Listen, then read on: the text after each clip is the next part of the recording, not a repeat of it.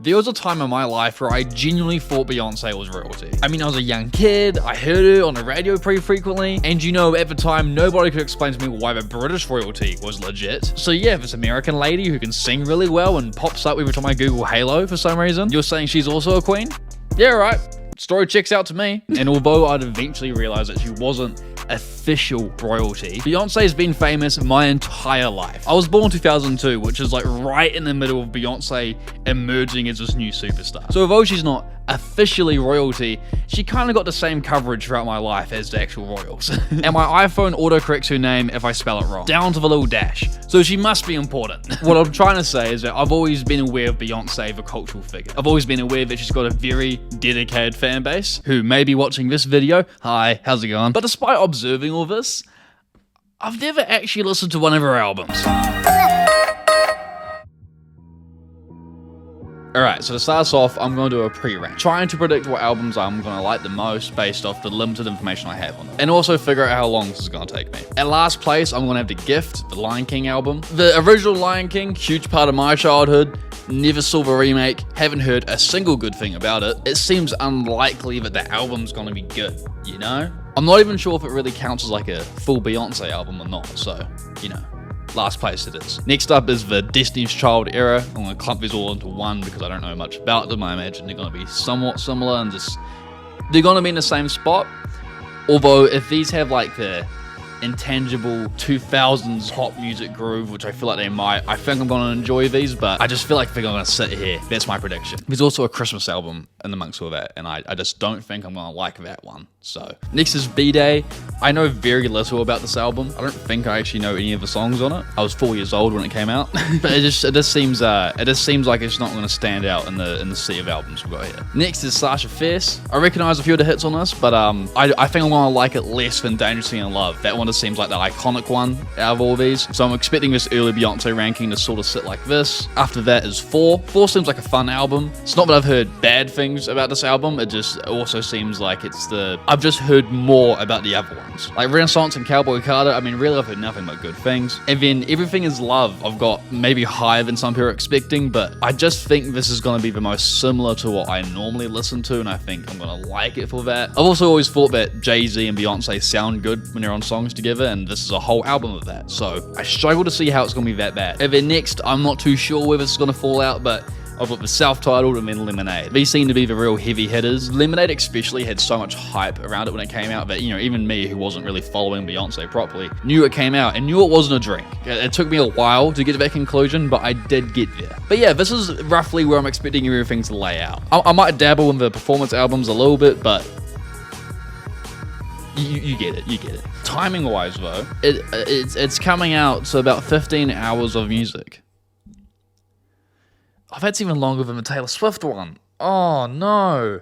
This is your destiny. Alright, so when I listened to these first few albums, I was under the understanding that Dangerously in Love came out after Destiny's Child broke up. But actually, no, I could have just looked at the dates and figured it out. Destiny's Child went on hiatus, then they all released solo projects, and then Destiny's Fulfilled came out, and that's when then the group officially disbanded. Which changes the context a little bit, and a little bit on how the Dangerously in Love album feels. But the plan was to listen to these chronologically, and I failed that off the rip, so my bad. But talking about Destiny's Child, I enjoyed these. I thought these were really fun albums. Even the Christmas one, but that is the worst one. Okay, just to be clear, that is the worst one. In danger of sounding a bit white, but these were groovy, bro. Like, these were really groovy. I was expecting to like Writings on the Wall the most because it had the most hits that I recognized, but I think the Self-Titled, and I think it's the debut, was my favorite. I really enjoyed it. You know, I think as a collection of songs, they all work really well. I would say that Destiny's Fulfilled has the most album feels to it. Like, it feels like the most cohesive piece of work. Read somewhere that's technically a concept album because of the way that it was written, and I'm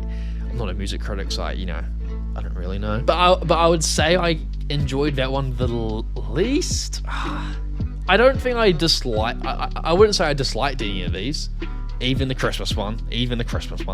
I just think the Self-Titled one's the best. I'm not sure if it's going to be a controversial opinion, but that's just how I feel. And here. Anything for you, Beyonce? Similar to the Destiny's Child era, I want to talk about these first 3 solo projects. It's all like their own thing. It's not like there's no evolution between these projects, but I feel like they're trying to achieve similar-ish things. I mean, obviously, Dangerously in Love's trying to be her yo, this is me, by myself. I can still do it. And she could. But I do feel that Dangerously in Love is just a weaker version of B-Day, which is just a weaker version of I Am. The Destiny's Child vibe is definitely here throughout these songs, but you can really feel that shit's getting real. Production's just a little bit better, or at least at the level that Destiny's Fulfilled set. I wasn't expecting to like B-Day more than Dangerously in Love. I just kind of thought that was the iconic one and it had the hits that I knew. And I like B-Day more. I think it's good. I think it's a pretty good album. Dangerously in Love isn't bad. I didn't like it as much as I thought I was going to, but I think I had an unfair expectation for it, which maybe was why I liked B-Day more. We're getting into some nitty-gritty now. But overall, I didn't like either of those projects as much as I liked I Am Sasha Fierce. I read a little bit about the Sasha Fierce persona and all that, and I didn't really feel like I was listening to this and going like, oh no, this ain't Beyonce. This is Sasha's talking on the phone right now. It didn't really feel like that. Not to discredit the concept, I might not be educated enough to really catch a nuance. But I think it's just like a collection of songs. This is a good collection of songs. Sweet Dreams is just stuck in my head now. Like, it's just, every time there's like a moment of silence in my life, just. But at the end of the day, I think these albums alone would make a pretty good career. I feel like if Beyonce was just an artist and this was her musical legacy, she'd still be revered to a pretty high degree. She sounds great on all of these, and even though it sometimes feels like she's just talking about her love life, it doesn't really matter because you're listening to it going, yeah, I've kind of heard this before, but like, why's my head rocking? Thoroughly enjoyed these albums, but I know the rabbit hole's about to get a lot deeper. Alright, now she's cooking. Not to say that she wasn't cooking on the previous albums, but you can feel that there's been a step up. Again, not a music critic, so forgive me if my terminology is a bit simple, but the atmosphere and just the stereo sound, overall production just sounds better on this. I'm not too sure what exactly is giving this, but it just feels like the budget is higher. I was more familiar with the track list of Sasha Fierce, but there were still a couple songs on here that I was somewhat familiar with, but overall this was mostly new to me. And although a lot of the subject matter to the songs is fairly familiar, it all just sounds better in my opinion. I think here as well is when the spectacle of Beyonce started to really hit home for me. I nailed this, by the way. I've done a little bit of digging online on some Reddit threads and some other videos, and the general consensus is that 4 is when she started to make albums and not a collection of songs. I definitely feel that. It feels like it peaked with I Am Sasha Fierce, but like, this was just a really good collection of songs. This is 4 feels like a complete body of work. I'd probably add more songs from I Am Sasha Fierce to multiple playlists, but I would re-listen to 4 in completion more often. If that's what I'm trying to like articulate, that kind of feeling. Anyways, this was great. Really enjoyed it. You'll never guess what the name of the next album is. The Beyoncé self-titled album is an album I've been aware of for a while. I knew it was a surprise drop with, as far as I know, zero build-up, and really create a moment that I've only read about. I never really experienced the hype, but even though I wasn't really tapped in to the Bay sphere at the time, this album seems to just keep coming up in media and, I don't know, video essays I watch, and no one says a bad thing about it. So I was looking forward to listening to this. A lot of the evolutions that were becoming apparent on 4 were definitely carried on here, and I wouldn't say it was a disappointing listen. I overall enjoyed the album, and it's not like I didn't feel like a step up from 4.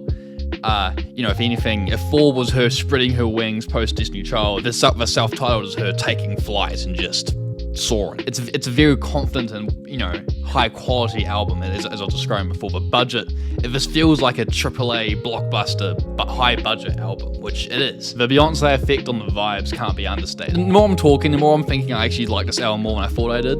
It just felt like there was something missing, and I'm not sure what that was. I genuinely don't know. There was just something that was stopping me from enjoying this album as much as I thought I would, maybe. And maybe that's more of an issue with the expectations I brought into this than the actual album itself. It felt better than 4, but I believe I enjoyed 4 more. So I'm not really sure what that means. It did feel like there was a deeper level of songwriting and lyrical subject matter on this. Lots of great features on this. Frank Ocean is on here. I didn't know he was on this. That was a very pleasant surprise. But yeah, overall, good album. I think how I will feel about everything else will dictate more how I feel about this at the end and where I rank it. And we can see how much of my own expectations are maybe ruining the experience. And that's going to be really apparent with the next album, because the next album is Lemonade. Yeah. This one's pretty good. I'm almost not sure what to say. It's just such a watertight album. This album came out in the mythical run that was 2016, and this album is frequently used as a reason why this year was so good for music. I was 14 when this came out, and although I didn't listen to it at the time, I was very aware of the humongous cultural impact this album was. but yeah, just a fantastic piece of work. I was listening to this while I was working out, which might have warped my perception of it a little bit, but like it just suited it so well. Just had me just had my head bobbing as I was lifting heavy things up and pulling them down again. And although I would say the production is maybe slightly more polished on the previous self-titled album, maybe this is by far the most I don't know how to like it. This clearly feels like a piece of art, you know? The subject matter is the most varied and mature it has been this entire time, and the emotion is palpable on some of these tracks. Like you can feel that she is going through it. And although I, don't wish that on anyone, like, God, does she use it to make some good music? My Lord. I've considered myself someone who's a fan of Jay-Z and has enjoyed lots of his music. It's sort of been my main connection to Beyonce, is that like I'm familiar with her husband. But obviously, crazy.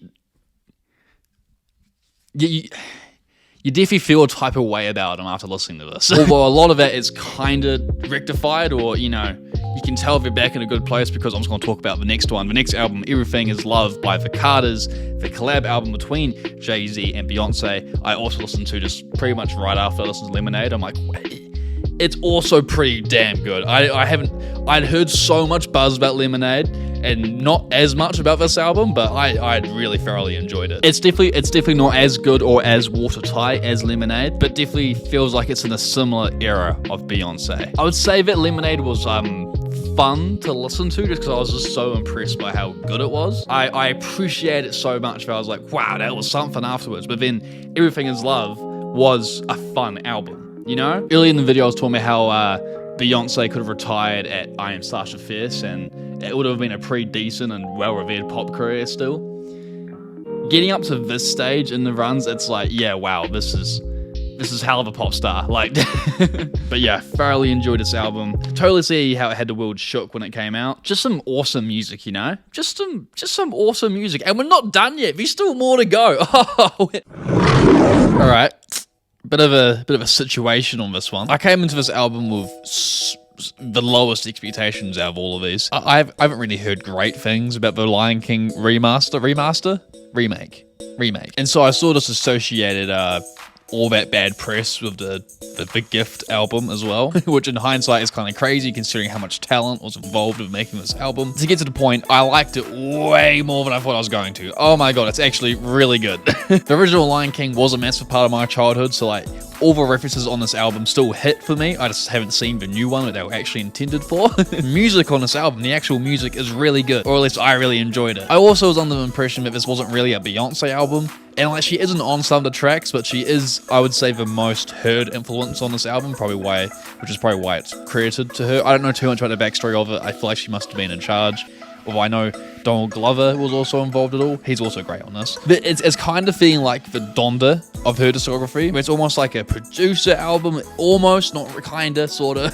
And although Beyonce's impact is if you're still here, a lot of other artists give you time to shine on this project. And so because of that, and because of how much I like it, I have no idea where this is going to go in the rankings. None. I was kind of hoping I could chuck it at the bottom. I was kind of expecting this to be a miss. Add some variation to my opinions at least. But no, it's just made the ranking harder. So let's just hit the last two and hope that I can figure this out, because I really don't know how I'm going to go about this.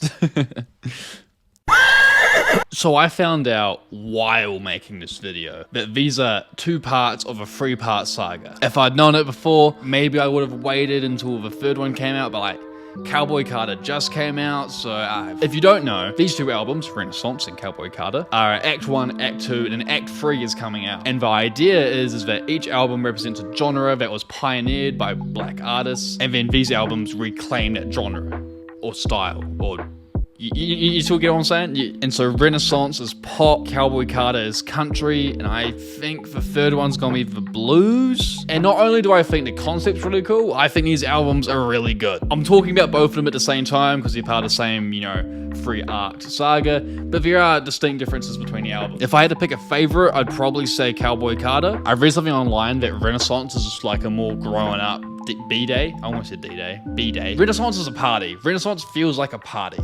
B-Day is something you'd put on at a party, but Renaissance is the party. I feel like Beyonce got back in her groove bag for this album. And not that I wasn't liking what she was doing on the other stuff, but like, Lemonade isn't groovy. It's good, but I wouldn't describe it as groovy. She's been doing groovy tracks, but this is back to being a groovy album. And it's not just a groovy collection of songs. I still think this feels like a whole complete album. They both feel like complete albums. Not as watertight as Lemonade, but Lemonade's a bit shorter than these, and these just have more songs, and I'm not holding that against them. But Cowboy Carter is definitely the more serious album out of these two. The intro track, American Requiem, then tying back into the end was fun. I like that. It's something deep in my brain. I feel there's a couple good transitions on both of these albums. And overall, the listening experience of both of these is really good. I think this is the peak of the big budget effect I was talking about, but like in the best way possible. Like, it feels like these albums were expensive. I might just be yapping, but it feels like you can tell that these were recorded in really expensive and nice studios. The production's good. It's Beyonce, so the vocals are great. Everyone on these albums is great, but these albums just feel premium. It feels like a logical feeling that the biggest pop star in the world should have, or one of the biggest pop stars in the world. It's something I feel she's done better here than some of her contemporaries, who, in fairness, may not be going for the sound, but like, it just... I appreciate it, is what I'm trying to say. It's a lot of words I'm using here, but I'm just trying to say that I appreciate it. I'm really excited for part 3 of this, because these were both really good, and they're going to make ranking these really difficult, because I genuinely just don't know what I'm going to do. Yeah. I suppose we should get onto that. Alright, with this really thematic sunset lighting, we gotta do the ranking now. I've gotta figure this out. I'm not sure if I'm spiritually or emotionally ready for this, but I've gotta do it. I've gotta make some choices. I honestly might need some sunglasses. Alright, that's better. I think I know what the bottom is. I think I know what that is. Okay. Alright. But then after that, I really don't know, I really don't know. I think, I think I do, but I don't know how that's gonna go down. No, actually, no, hold on, man. Then it is that one. I don't know. I think it's it. Okay, now that I'm looking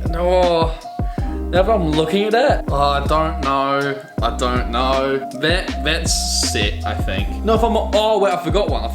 Oh, whoa. No. Okay, I like that one more than. I think that's definitely Alright, I'm locking it in. Alright, let's do this. Alright, the time's here.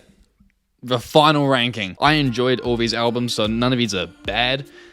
Except maybe the bottom one, the Christmas album. It's just, you know. But yeah, this is the bottom. You knew this was going to happen. After that is Survivor, Destiny's Child. It's, it's fine. But in this listening experience, this was the more anonymous. Bro, but yeah, it doesn't do much for me. This is where it ranks, and then Destiny's Fulfilled is after that. Next is Dangerously in Love.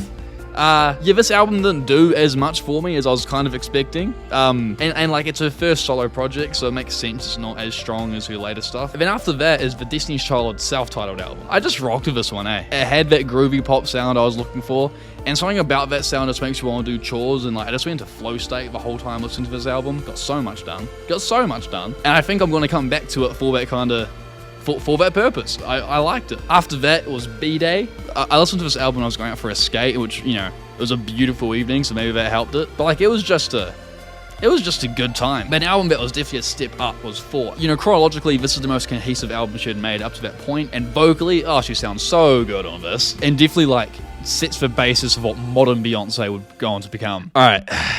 I'm nervous to say the next one. The next one is the self-titled, Beyoncé. I respect this album so much, you know? I respect the moment it had. I respect what I've read about it. I can't even say it was a bad album. And I really did appreciate the more serious tone it had in some of these songs and the more in-depth subject matter and songwriting that Beyoncé was utilizing. I don't know. But when I compare the listening experience to some of these other albums, it just, it just doesn't hit the same. I'm not too sure what it is. Maybe it will grow on me as time is to come, but I've done some digging around and looked at some other rankings and, just get a general consensus, and this one is always pretty high, and it is not even top 5 in my ranking, and I'm not sure how to feel about that. Next is I Am Sasha Fierce. See, this is where this gets tricky, because if we're ranking these off what's the best album, I think Beyoncé is a better album. But as like a collection of songs, I like Sasha Fierce a lot more. Definitely a nostalgia bias coming into play there. And so when it came to having a more pleasurable listening experience, it just was better. It was just better. I imagine this would also change as time went on, but this is where it sits at the moment. Next is Renaissance. I think this whole project that Beyoncé is doing, this free act Renaissance,